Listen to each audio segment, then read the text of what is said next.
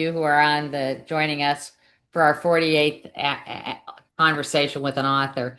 I can't believe we've done 48 webinars in 6 48. years, Bobby. Yep. I know. We're going to hit the big Well, 50 yeah, I here. was going to say 48, So, 49, and one to spare. 50, yeah, 51 together. we are so excited to have as our guest the author Mary Martha Greene. Mary Martha will be discussing both of her cookbooks. One is called The Biscuit Queen Tells All, and the other book is The Cheese Biscuit Queen Kiss My Aspic. Yeah. We know you have busy lives, and we are delighted that you're joining us to spend some time with us for our author conversation with an author. I think Bobby Helbig probably needs no introduction for all of you. She's an avid book reader and she reads voraciously. And Bobby, it's great to see you. Bobby and I have served as co-chairs of the conversation with an author for years now. It's been such fun to work with you. So, Oh, thank Bobby, you. I you agree. discovered Mary Martha Greene. So Yes. tell us about that. Well, I may have probably mentioned this in other ones, but other talks as I go in September. No, I need them. Who am I kidding? Um, in September, Pat Conroy always does a book display, authors and everything at the I don't know the name of it, the school where they go to cook and everything. And so I go every year. It's my birthday present to myself. And this is where I found her. And she is just, and then I saw her also again in the Corner Perk recently down in Bluffton. And she's just a world of information. With the way she's cooking and what else she does with her busy life as well. But I've just, and I was telling her that what I did for my daughter's wedding was I had everybody from around the family send all their recipes, and I made her my daughter a recipe book of all the families. So that's what I really like about this book is that we can read them. But that's how I find my authors. And they're Well, usually very ready to go. it's interesting, Bobby, because the most popular interest groups we have are the book groups and the cooking groups, and I don't know, Mhm. there's 5 or 6 cooking groups and 5 or 6 book groups. And this is the first time we've had a cookbook author that combines both of those interests. Right, right. And that's when I saw her again, and she just went, I mean, she's different stories, and many of us are bakers, cookers, and it just resonated with me that this would be an interesting person to have with us. So yeah, you were talking about different books, and I guess I can give you, I usually do that at the end, but um what's the next book we're doing? And this is how I found, well, this is going to be July's book. Yeah, we have Marie Bostwick, who we're And I, featuring in July. She's a right. big best-selling author. And I saw her at this Pat Conroy get together, as well as this woman. Well, we have Brian. I don't have his book because I was reading it. This is the last one for the season. And it's just it looks like it's a long book. It's very interesting. Both of them, I've read both of them, and they're very interesting. So that's what we have in store after this. Um, but again, if you guys have any books that you would like me to look up and see about the authors, June and July are when a lot of books come out, and they're usually busy because doing the rounds from people who pay them. And sometimes it's very difficult to, go through the ways to get them here when we don't pay them. But and then you have one that are like, sure. So it just depends on who. But in the meantime, please send me any thoughts you have for authors in the future. Yeah, Bobby, it's amazing that you've been able to talk so many people into doing this pro bono Yeah. because a lot of authors won't do that. Like, and Mary Martha Greene today is an example of somebody who, was willing to do it and excited about it. And we love people like that. Of course, she's a little bit easier because she's local. And Yeah. so when we start talking to her, that'll be great. So we also like to talk about book recommendations before we get started on the author of the month. So do you have any book recommendations, Bobby? Because I have a couple. I was reading Daughters of Egypt. I have to sneak a not Sarah Penner. I should have had these up ahead of time. Very good one. Um, I'm reading the third one from uh Michelle Richardson, who wrote about the troublesome librarian, what they went around up in the Kentucky, and it's called The Way We Come Home or something like that. But it's a third one in her series. I'm really bad. Mhm. So with I had them all in my head. Um, yeah, and now I'm listening to When the Cicadas Cry. Um, Mm. I'm reading that one now. Um, I'm always reading. And if I'm not, I have one to read at home and one that I listen to when I walk. So, um, and I was thinking too at this moment, this might be a good time to also talk about the new bookstore, Emery's bookstore. It's over in Okay, the, you want to mention that? yeah, they have, my book group goes to eat at Fiesta Fresh, and then we go in there and have our book group.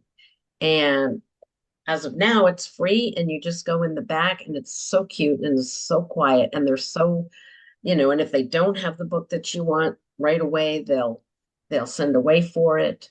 Um, and they're just the nicest, the mom and daughter. So if you haven't visited there, um, please go in and see what books they've usually got all the books and the local books and it's just I hope some of you have been there. It's just really a neat bookstore. It's a new bookstore for those of you who aren't aware, and it's in the Port Royal Yeah. Plaza. Hmm. It's near where it's near where the pickleball courts are now in the Port Royal Plaza. So Yes, Bobby, thank exactly. you Right. very much. We're going to go ahead and get started with our webinar. Thank you for joining All us. right. Let me, there we go. So welcome everyone to the Women's Association of Hilton Head's 2026 Conversation with an Author series.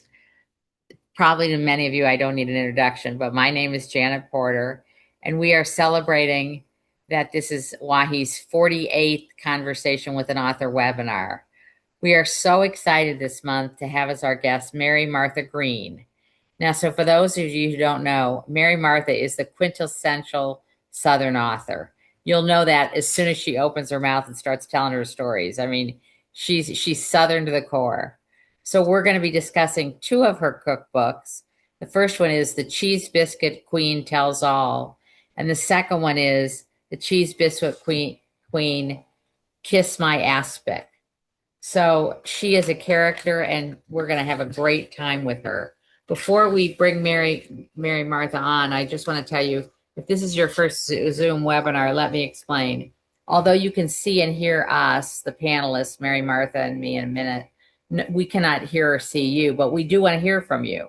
So how do you do that? Well, if you move your cursor to the bottom of the page or to the top of the page, you'll notice there's a toolbar, and staying with that toolbar, you'll notice there's an icon that says Q&A, which means you can ask questions and answers. Or there's another icon that says chat, and you can chat in your function.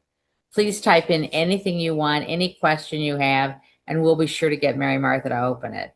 We do need help on our team to continue our webinars. Linda Jackson and Bobby and I need help. So being on this team is so gratifying. And if you love to read, this would be fun for you. So please contact Bobby Helbig or Linda Jackson or myself if you are interested in joining our team that puts these webinars on. So with that, the webinars we hear from, the webinars where we do really well are those where we hear from members with questions, and there are really our best webinars. So let me tell you a little bit about Mary Martha before she joins us. First of all, it must be said that she is an award-winning cook. After winning an award in the ninth grade for baking French Napoleon pastries for the State Foreign Language Day, she began to dream of having a culinary career. Her dreams were waylaid by her family court judge father her freshman year of college when she came home from Christmas break and he informed her that she'd be reporting for duty at the South Carolina State House in January as a page. This led to a long career that she's had in government relations and politics, including serving on the staff of the governor, later on the staff of the U.S. Secretary of Education. She's been doing lobbying, political action, business development, and consulting. And throughout her career, she's charmed people as her lobbying efforts by sharing her love of cooking, baking, and entertaining. And she'll tell us some stories about that in just a minute.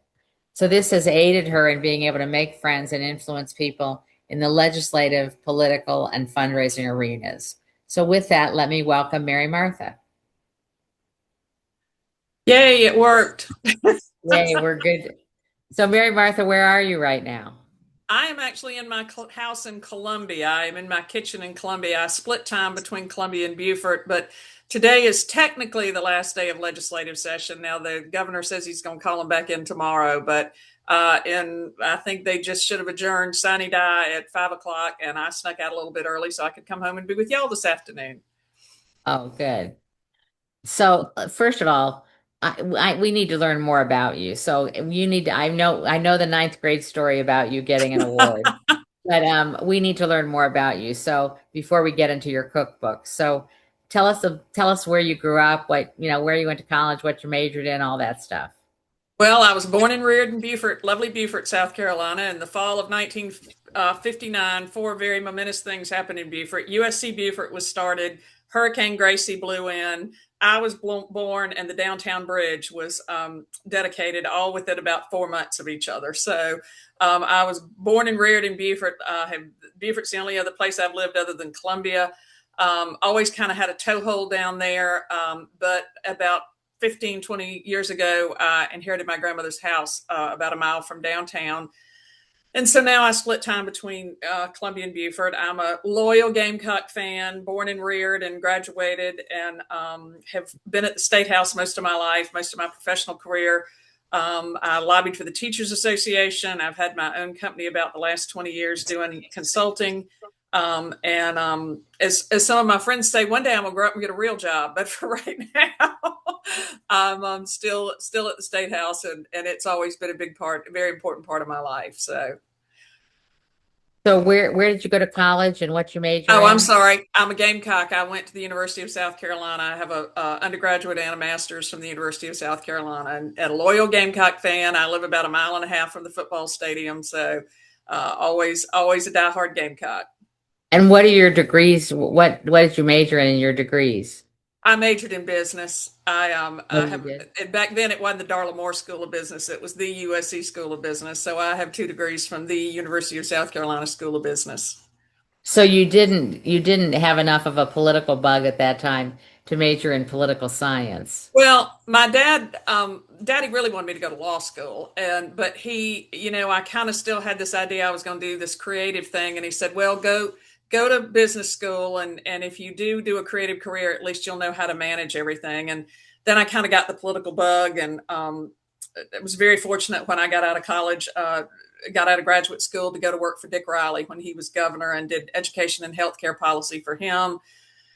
When he left office, I did worked for the South Carolina Education Association, the Teachers Association, for almost 20 years, and did both in-state and federal lobbying. And then about the last 20 years, I've had my own company doing consulting, and have worked with a lot of higher ed institutions, Clemson and Citadel and Winthrop, and all the technical colleges, helping with their grassroots efforts. And I have done some business development too. One of the fun business development things I used to get to do was to run a skybox on the 18th green at the Heritage for many years for one of Oh, my did clients. you? So Yeah, I read that that. was always interesting. So tell us what the genesis was of you. I mean, you were obviously while you were doing all this, you were cooking and entertaining people, and everybody's a little blown away by how you managed time to do all that. But what made you finally inspired you to say, I'm going to turn this into a cookbook? Well, I have several godchildren, and one of my second oldest goddaughter, we're all diehard Gamecock fans. She upped and went to that orange school in the upstate, Clemson. And when she was a junior, she was her second semester of her junior year. She was getting ready to go do her semester abroad, and we were sitting at this countertop I'm sitting at right now. And she said, "Aunt Mamie, when I get back, I want to learn how to cook." Well, we had a dear friend who had a French cooking school at the time in Columbia, and so I'm calculating how many of Francois's classes I can afford to send her to when she gets back. And she said, "No, Aunt May, I want you to teach me how to cook." So I promised her I would start writing some recipes down. And this is not a child you make a promise to and not plan to keep it. So things had bumped along for a little while, and she'd been gone a couple months, and she was going to be back in about a month. And I really had not done anything about writing these recipes down. And I was down at the Beaufort house and went to look for my family recipes. And I thought I'd put them all in if y'all have ever been to Beaufort or to St. Helena Island, Dempsey's Tomatoes out on the island, and they have these great tomato boxes. So you eat all the tomatoes out of them, and then you've got this great cardboard box. And that's what my family used to store files and things in. So I went in my grandmother's front bedroom and was looking for the recipes, and thought I'd put them all in the Dempsey's tomato box, and all I could find in the tomato boxes were old tax records. And I knew that I'd taken some tax records to the accountant to be shredded. So now I'm worried that I have shredded all the family recipes. And but I happened to go in the closet under the stairs that I'd turned into a pantry, and I found my mom's recipes in there. And about that time, the phone dinged, and it was Sally, and she was halfway around the world, but she dinged and said, "Happy Mother's Day, Aunt May, I love you." And I felt like since they'd been returned to me on Mother's Day, that it was my chance to be able to write some of those recipes down. And her family and my family have been very dear friends for a long time, and so I knew a lot of her family recipes. I knew my family recipes. She was like one of the grandchildren in my family, so that's kind of really the genesis of the book, and it just kind of took off from there. So she's really the genesis of it, and she just graduated with her MBA last week. So she's off to Dallas this summer. I hope she'll take both cookbooks with her and be able to cook when she gets to Dallas. Well, so then you write one cookbook for her, Yep. but then that goes so well that you get inspired that you've got a whole other set of recipes Yep. to do. So talk about I was that. Well, I was very fortunate that, when I started writing the recipes down, the stories just sort of started coming around along with them, either stories about a specific recipe or stories about whose recipe that was. And the first book has almost just little vignettes in it. And so when the first book came out, USC Press, who's my publisher, said that the feedback they got was that people liked the stories as much as they did the recipes. So the second book has longer stories, and most of them relate to the specific recipes, but some of them, Valerie Bauerlein, who's a friend of mine, who's a New York Times bestselling author for the books The Devil at His Elbow. Valerie says sometimes a good story is just a good story and needs to be told. So some of the stories in the second book are just good stories that needed to be told, and I found a recipe to go along with them, like the one about a friend of mine's mom who her grandchildren made it look like one time she passed out with a bottle of tequila. And she had not, let me be clear, she had not, but I wanted to put that story in the book. So I developed a recipe for tequila shrimp. So they're just, funny stories, and everybody has said how much they like the stories. So let's talk about the fact that you dedicated your second book to your grandmother, who you called Gran, saying that she was your inspiration. So tell us about your relationship with her and how that made you the cook that you are today.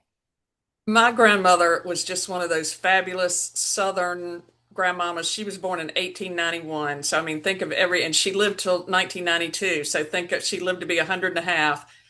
So just all the things that she saw. And my grandmother was one of those people that could charm you into doing something, and you would swear that you had to beg her to do it by the time she got through with you. And she taught fourth and fifth grade for many, many years. She was actually from the upstate of South Carolina, from the big city of Greer, right between Greenville and Spartanburg. If folks in the low country don't know where Greer is, it's where the BMW plant is. So if you bought a BMW in the last 40, 30 years, and it was probably made in Greer, South Carolina. But she had taught school and she retired in May, and I was born in December. So my older brother and I kind of became her little retirement project. And then when I was 6 years old, she built the house that I own now in Beaufort, and she and my two aunts that I was named for all lived together in that house and lived right next door to us. So she was just such a tremendous part of my childhood, and she could tell the most wonderful stories. And I think that's where my love of stories and of reading comes from, because, when in the summers when I'd stay with her in Greer and would sleep in the bed with her, she'd tell me, the little three Goldilocks and the Three Bears, or she loved the story about the little red hen. And, if you don't help, you're not going to get to eat the bread. We were talking about bread earlier. You don't get to eat the bread.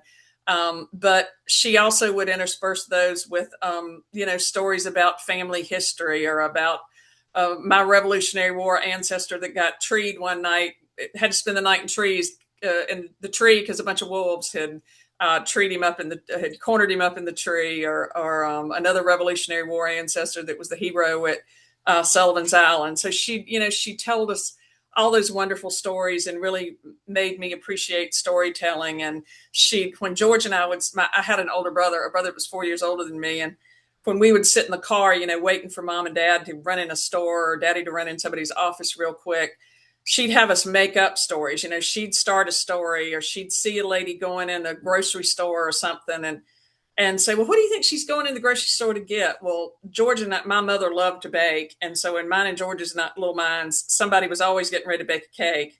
So we're like, well, she's getting ready to bake a cake. Well, what's the cake for? Well, it's for a birthday party. So, we would just get on these tangents, making up these stories about people. And the woman might have been going in to buy a 6-pack of beer or whatever. But, in our mind, she was going to bake a birthday cake, and it was for a birthday party. And whose birthday was it? And so my grandmother was just a magnificent, magnificent woman. And just there's a story in the book that I told about our gardener brought the Christmas tree one year, and it didn't exactly turn out the way that my aunts and brother thought a Christmas tree ought to look. But Grandmommy kept telling us, she said, that's the tree Earl brought me. Earl is my friend, and that is the tree we're using. And, she just had this beautiful way of always expecting the best in people, and always gracing whatever you did with her love, even if it wasn't exactly the best behavior. She would wash it over with her love and grace, and it always turned into beauty. So she was just, she lived till I was 32 years old, and just I still miss her every day. But I have her house, and every time I set a table, I think about her. I made some creamed corn the other night that was just like her. When my younger set of cousins, who would be her great grandchildren, come to the house, I feel like she's right there with us, and loving them, and they love to hear stories about her, and they still get to enjoy her house, and get to know about her. So she was just a tremendous and very, very forward thinking for her time. I mean, I can't say enough about my grand. She was an incredible woman. So you're very humble in the books, by declaring several times that you're not the real cheese biscuit queen. So was she the real cheese biscuit queen, or who was the real cheese biscuit queen? No, my aunt Mimi. So the Martha of Mary Martha, the Mary and the Martha were my two aunts, my mother's oldest sister and youngest sister, and neither one of them had ever had any children. So my older brother and I and my cousins were very lucky to be their children. But George and I called her Mimi. Her God-given name was Martha, but we called her Mimi. And it was always kind of a family joke that she looked like Queen Elizabeth, to the point one time when we were in Victoria, British Columbia, the street performer came running up to her going, my queen, my queen. And Mimi would not admit that she looked like Queen Elizabeth. And the next day we were in this heraldry shop, that sold the china, and the lady in there about her age told her she looked like Queen Elizabeth. And then several years later, after Queen Elizabeth and Prince Philip had visited George and Laura Bush in the White House, the young lady at the Beaufort post office told her she kind of favored Queen Elizabeth. So Mimi was not only looked like Queen Elizabeth, but she could make the best cheese biscuits. And I would love to know over the course of her lifetime how many she made, because anytime anybody in Beaufort was having a party or there was an event at church, or and she would make tons and tons for our church bazaar in Beaufort. So she was really the cheese biscuit queen, and I would help, but I would drop them, and she was kind of over there, in the corner working her magic. And Aunt Mimi, my mother and both aunts in their later life all lived together in the house that I have now in Beaufort. And, Mimi was the one that still cooked and drove and ran the house. And sitting at the breakfast table one morning, she unfortunately had a stroke and she died 10 days later. And I really did not know at that point how to make the cheese biscuits. I knew how to drop them. But about 2 months after that, some dear neighbors in Beaufort were having an anniversary party for her parents. And Mom asked me would I come home and help her make some cheese biscuits for it. And for my mother and I, these were the unmagic words, which was, and let me tell you what to do, which you might as well have said, big fat fuss coming soon. But I did, and Mom told me all Mimi's little secrets that she did, and then my mom was gone 5 months later. So if it hadn't been for them having that anniversary party, it truly might have been lost. And my cousins always tell me they're as good as Mimi's. I think they just want me to keep making them. But my Aunt Mimi was the one true cheese biscuit queen of Beaufort, and really internationally, because her cheese biscuits went to Ireland with us. I had friends that lived in New York and DC, and when I would go visit them, I'd take cheese biscuits. I went to Canada last fall to Prince Edward Island and smuggled in a suitcase full of cheese biscuits. When I was doing the form for your when you go through customs, it said, "Are you bringing any food into the country?" I was like, "Nope, I am not." But Well, trying actually, to, I was wondering in your book you talked about it going to, that you had taken them to foreign countries, and I was yeah. thinking, how did she get away with that? Well, I don't know. She just had them in a little tin in her suitcase. And I mean, Mimi grew up in the generation where when you went on a bus trip or whatever, you took something to share. So she would always take a tin of cheese biscuits to pass around on the bus. And I mean, they literally have gone to China and Ireland. I don't think we took any to Alaska, but I've taken them, like I said, smuggled them into Canada last year. When my brother unfortunately passed away from non-Hodgkin's lymphoma, and George swore that they helped with his chemo nausea. So anytime any of my friends are undergoing chemo, or when my friends were expecting babies and having morning sickness, cheese biscuits to the rescue. I just told a friend of mine when I went to see him at Easter that was having to have chemo and he was going to have to share it with the other folks in his household. I said, "Oh, no, no, no. These have medicinal purposes. You tell them those are all your cheese biscuits, because they are magic cheese biscuits that help with chemo and everything else." So, but my Aunt Mimi was next to my grandmother and my dad. I mean, my Aunt Mimi was just she was my buddy. She was as much my aunt, my dear friend, as she was my buddy. I said it. I did her eulogy, and I used a poem from W.B. Yeats that, let me see if I can remember it. Think where man's glory most begins and ends, and say my glory was I had such friends. And I said, Mimi would have been my friend even if she hadn't been my aunt or my namesake. So, but she was something else. Pistol, played bridge. You know, when the next book I write might be called Cheers and Cheese Biscuits. I think it's going to be cocktails and appetizers. And, my mother and aunts were of that generation that a lady did not get up and fix her own cocktail. But if there was a gentleman in the room, he was supposed to get up and fix the cocktail. But the way Mimi, I wish I had ice in my little glass, the way Mimi would indicate that she was ready for another cocktail is she'd rattle the ice in her glass ever so delicately. And if the gentleman did not take the hint, she would rattle it a little bit louder and a little bit louder till the hint was taken to go fix her another cocktail. And one of my younger cousins, who's a little boy, he's not a little boy anymore, he's in college now, but when he was a little boy, we were sitting here at the counter, and when he got through with his ginger ale, his dad and I were having a cocktail, and when he got through with his ginger ale, Thomas rattled the ice in his glass, and his dad said, "We don't do that at Aunt Maymay's." And I said, "Oh, honey, it's genetic. He can't help it." So, but So she, you have said, so you have pardon? said You have said that your mother would not be proud of some of the stories you tell. So we need to acknowledge that the cookbooks were written after she was gone and Oh yes, after edit, all of them, couldn't edit the book.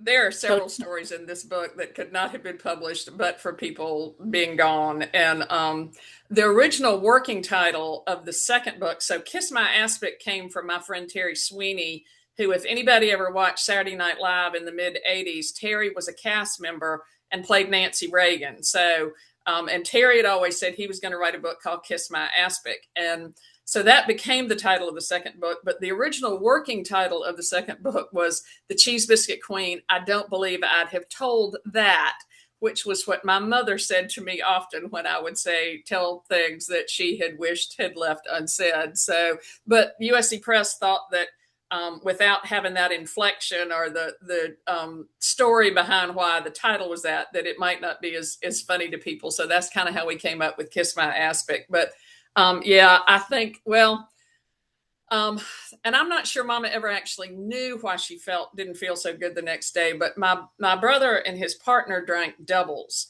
Double, you fill up in Aunt Mimi's house. It was a rule you had to pour from a jigger, and she had a beautiful little sterling silver jigger, and it has a 1 ounce and 2 ounces on the jigger. And my mom and aunts drank little 1 ounce drinks, so just one ounce of bourbon or whatever.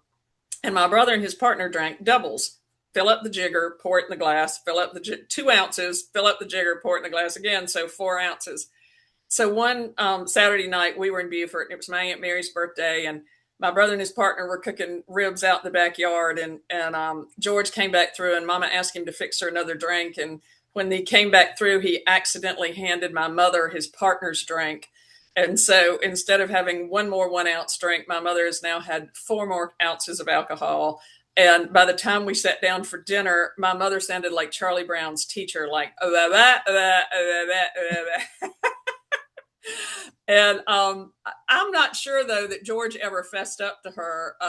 What the next morning we were supposed to be up getting ready for church, and I yelled down and I said, "Mom, are we going to church today?" She goes, "No, I don't feel too good. I think I'm just going to stay home and enjoy my children." And so I don't think George ever fessed up to her. I call that story Copernicus because a friend of mine one time was talking about his brother, and he said, "Well, my brother Copernicus," and I'm like, "Your brother's name is Donald." He said, "Yeah, but my brother, Copernicus discovered that the Earth revolved around the sun instead of the other way around, and my brother thinks the Earth revolves around him. So therefore, I call him Copernicus." Well, my mother thought the Earth revolved around my brother. So in the second book, that story is called Copernicus. So, yeah. that's definitely one, and there's one about we called her Aunt Peggy. She was really my mother's first cousin, but Aunt Peggy didn't quite understand the whole Monica Lewinsky, Bill Clinton thing. She thought what they had done had a different definition than what it actually was. And I asked one of my cousins, was he going to straighten her out about that? And he's like, not touching that one with a 10-foot pole. And so Aunt Peggy was known for her apple pies. So that story's in there with Aunt Peggy's apple pie. But and unfortunately, Aunt Peggy had Alzheimer's, and that story was in the first book. And unfortunately, she passed away right before that story came out. So her son had said it was fine to put it in there. But yeah, So everyone probably wonders, Mary Martha, what comes first? The stories, like when you were putting the cookbooks together, was you more interested in a recipe and a story to go with it, or were you interested in telling a story and putting the recipe? Which comes first? It was a little of both. The first book is really the Cheese Biscuit Queen Tells All. Those are my family's and my tried and true. We've been making them 100 gazillion years recipes.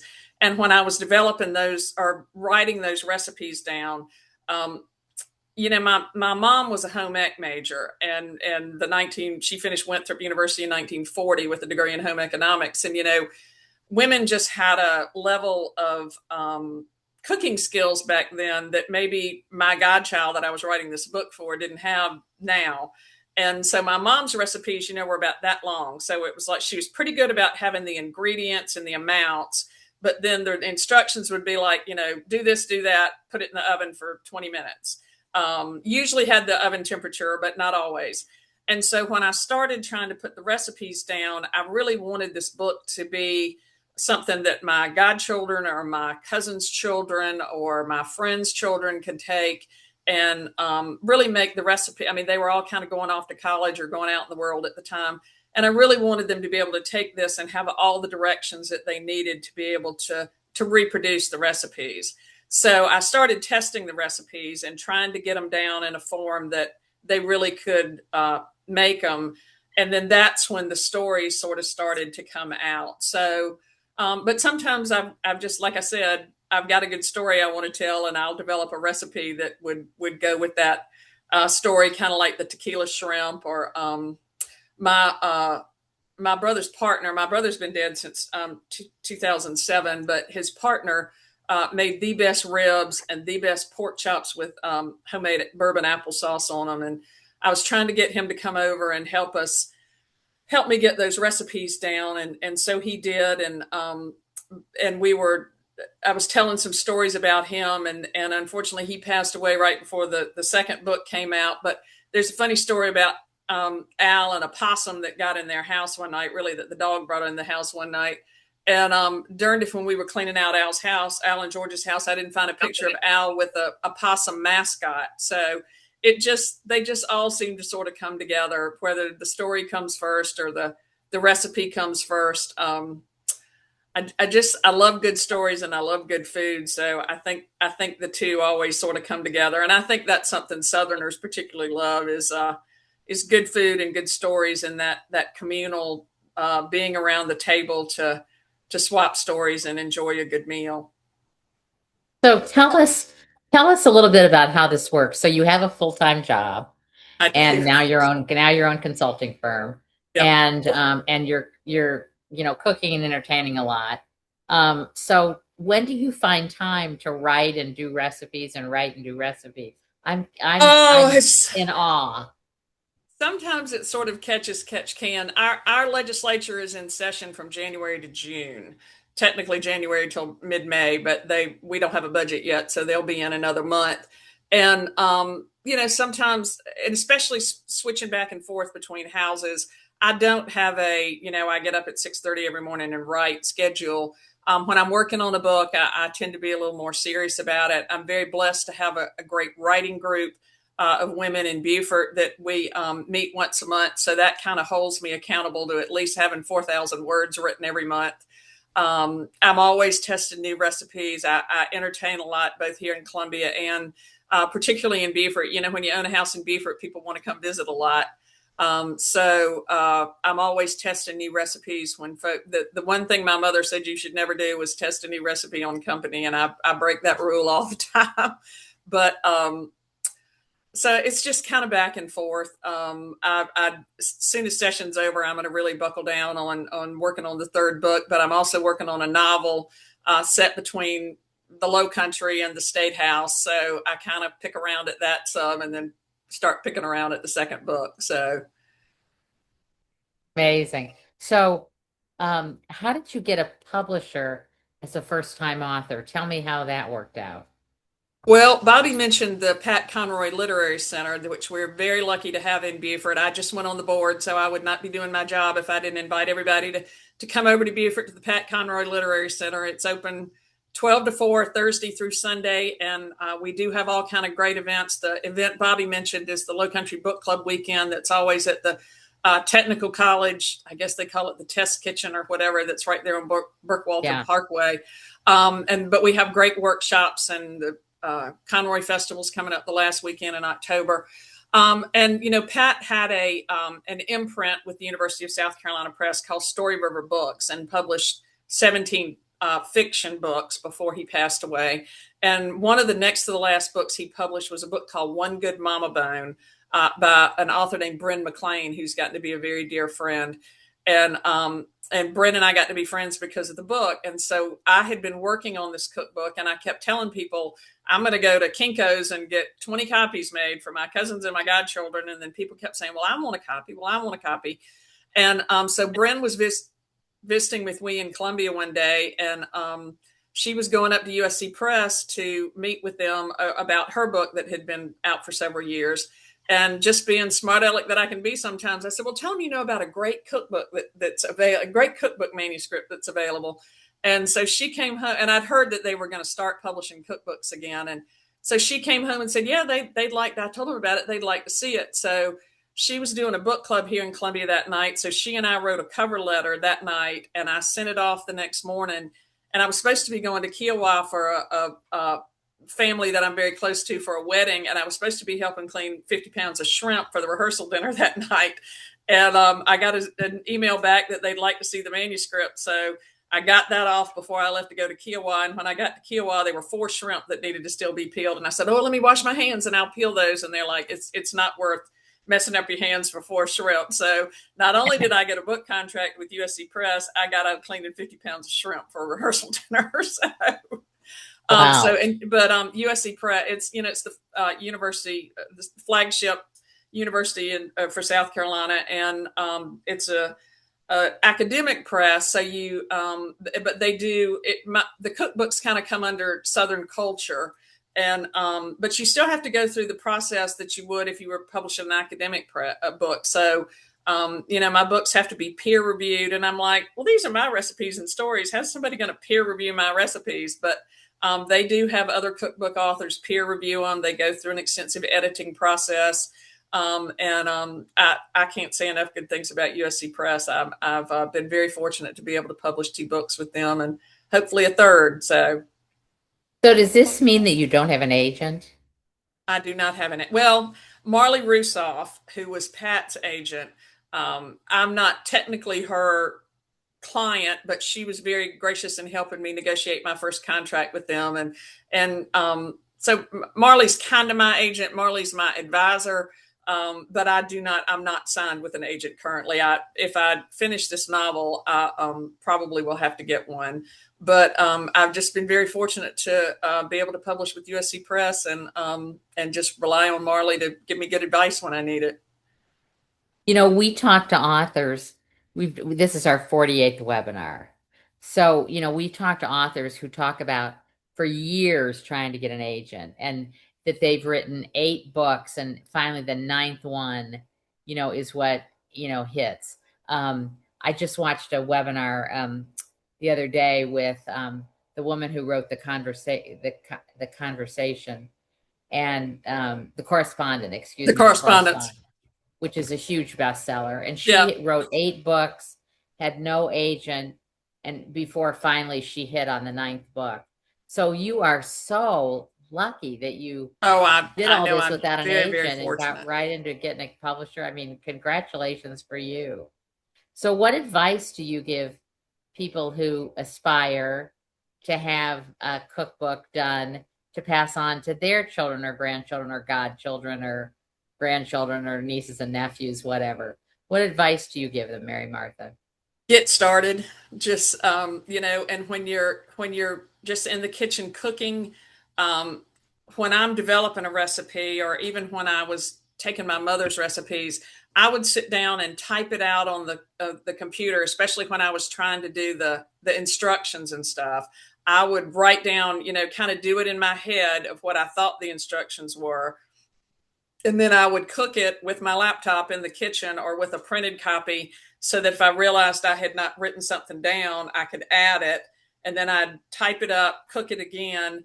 And then with the cheese biscuit recipe, just because I wanted to have it perfect and so that everybody could really make them, I had a friend of mine come over and watch me make them. And she was like, oh, you left this step. No, you didn't put that down. So just get started, and pay attention to when you're doing the recipes. My grandmother could make biscuits, and she'd just get like a handful of flour, and she wouldn't use a measuring spoon. She'd just get the teaspoon out of the drawer and know about how much baking soda or baking powder to put in her biscuits.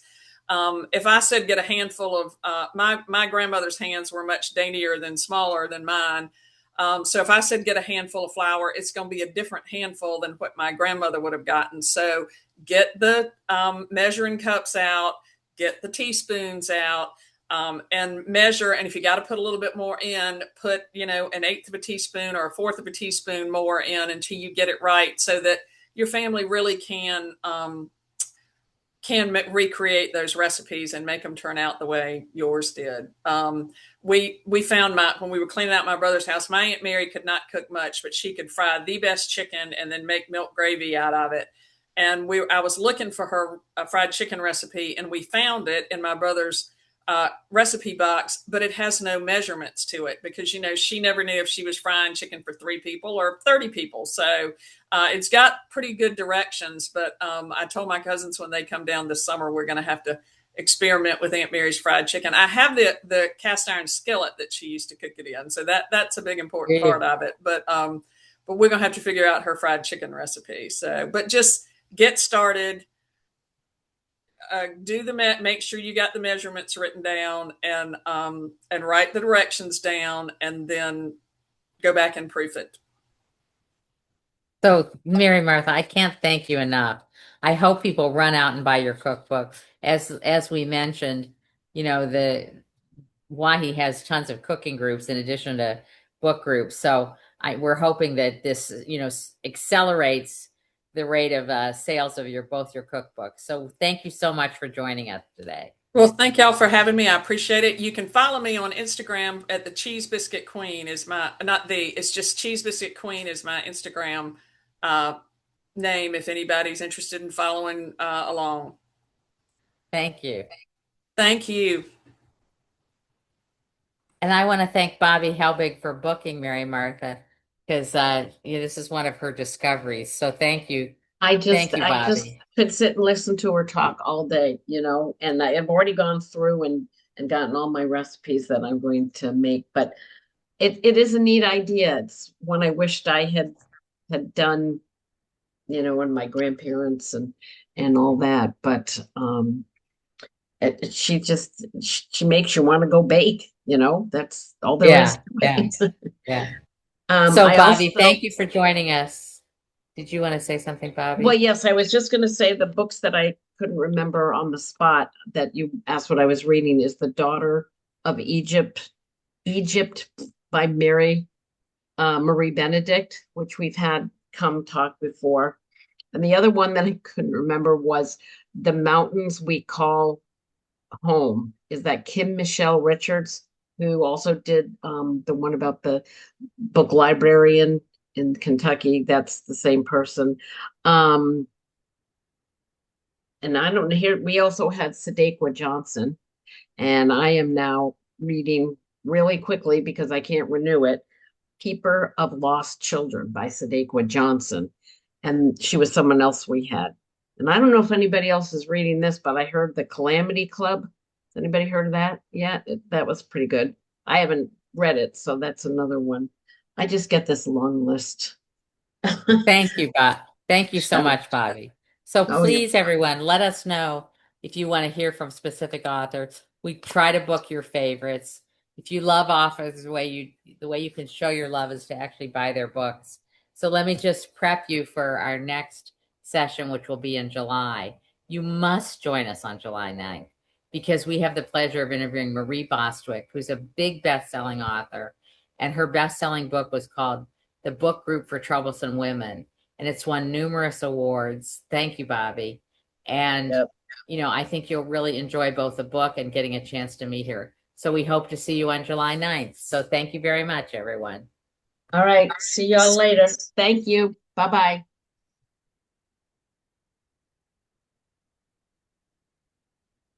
I'll see you for lunch late.